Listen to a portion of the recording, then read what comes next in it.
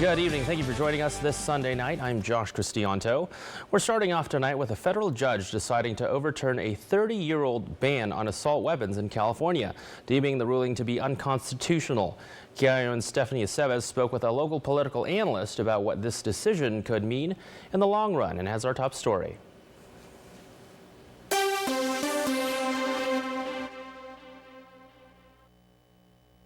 Like the Swiss Army knife, the popular AR-15 rifle is a perfect combination of home defense weapon and homeland defense equipment.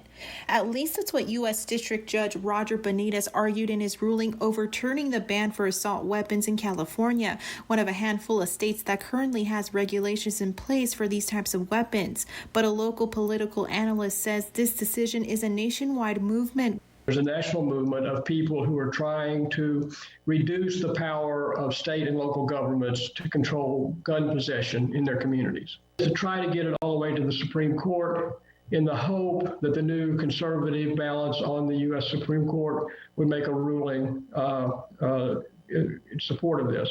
This decision comes on the heels of the deadly VTA rail yard shooting that occurred in San Jose last month. Anderson mentions decisions like these are typically left for the states to decide, but it's a possibility that it could reach the U.S. Supreme Court.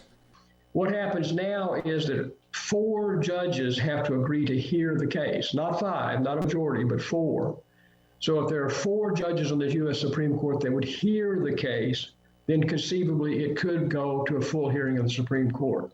And that right now we just don't know. Supporters of the decision, like the San Diego Gun Owners Pact, say they agree with the decision. The best part of the decision is that the judge is pointing out that, hey, this is a firearm like any other firearm, and that the right really has to do with self-defense. Some gun owners propose the argument that guns are not the issue.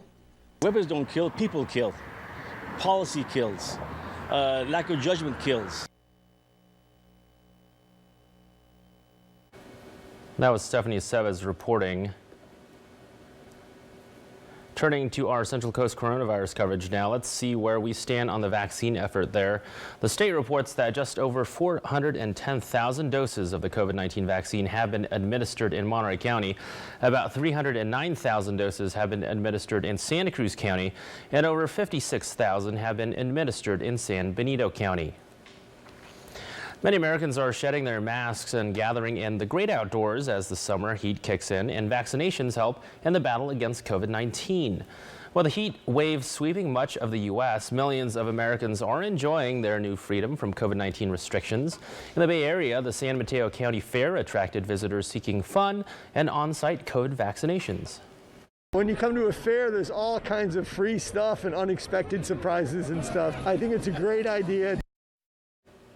But as July 4th fast approaches, states in the Deep South, where only about 1/3 of adults have been vaccinated with at least 1 dose, are far from President Biden's next goal of 70%. And in your crime alert, Salinas police apprehended a man suspected of having a hand in a recent EDD fraud case. Officers contacted the man today and allegedly found heroin and meth on him, along with large sums of cash. He was booked into the Monterey County Jail on various warrants and drug charges. And in Monterey County, a vegetation fire broke out this morning on River Road. CAL FIRE and the Monterey County Regional Fire District responded to the blaze. Forward progress was halted at just 4 acres, and the fire is 100% contained as of this afternoon. And 1 person is dead after their car crashed into a Pacific Grove Public Works building early Saturday morning. The car crashed into a building located in the city's Public Works yard around 1 in the morning.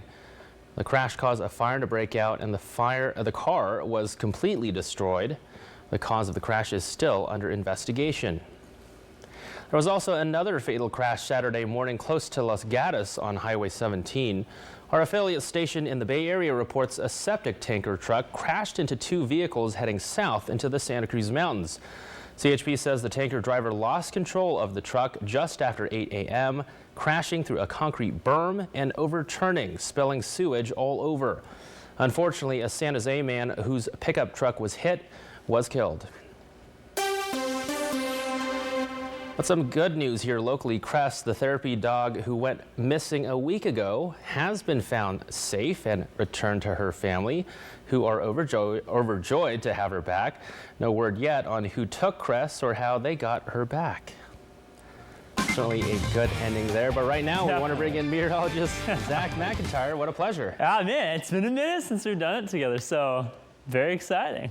It's going to be a bit, his facial expressions are great.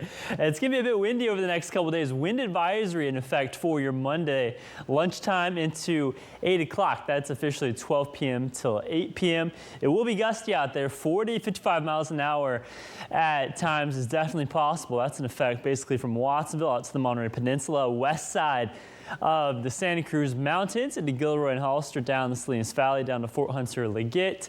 Areas in the Teal will be gusty tomorrow. Even outside of that, we'll definitely see some winds. And after Monday, we'll continue to see those windy conditions over the next couple days. Really barreling down the Salinas Valley in the mid to upper 20s. Out there on the bay consistently right around 15 to 20 miles per hour. That's going to obviously cool temperatures down with the wind off the bay. I'll have a look at your temperatures for the week coming up in a few minutes. Josh. All right, Zach, looking forward to it. Thank you. In covering Santa Cruz County now, 1 year ago, the shooting ambush death of Sergeant Damon Gutzwiller in Ben Lomond rocked the Santa Cruz County Sheriff's Office and the greater community. Now his family, his friends, and his fellow deputies are still grappling with what happened to the man they knew as genuine, loving, and fun. We have a report tonight from Sheriff Jim Hart with Sheriff Jim Hart, who still calls that day the worst in his 3 decades in law enforcement.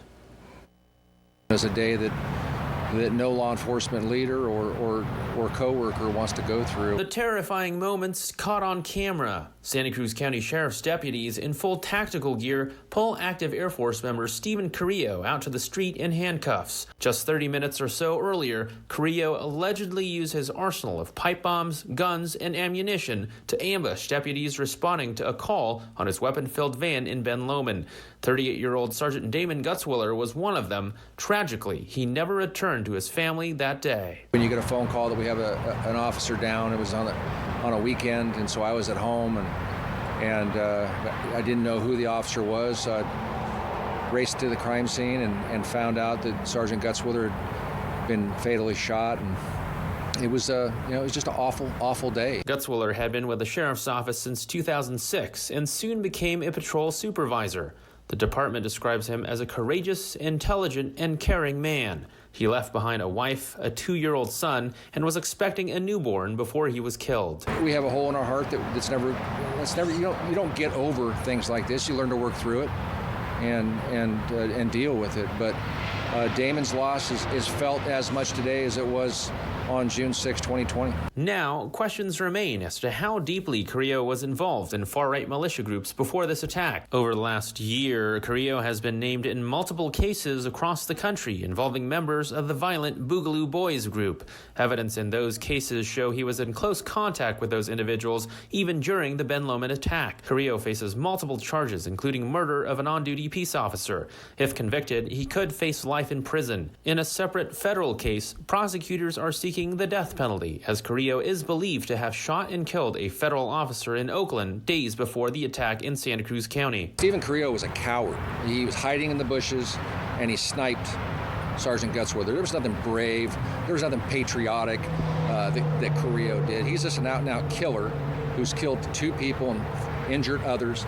And he's going to get what he's got coming to him. Sergeant Gutzwiller wasn't even supposed to be on duty that day. He got called in for overtime, but his sacrifice for the community he loved will live on forever. The sheriff's office is putting up a memorial for Gutzwiller and 3 other fallen officers at their headquarters, a legacy for the community to remember. For people to take a moment and appreciate that a very good person gave up his life serving this community, and I think that needs to mean something. I think people need to remember that. Reporting in Salinas, Josh Cristianto, KIM News Channel 546.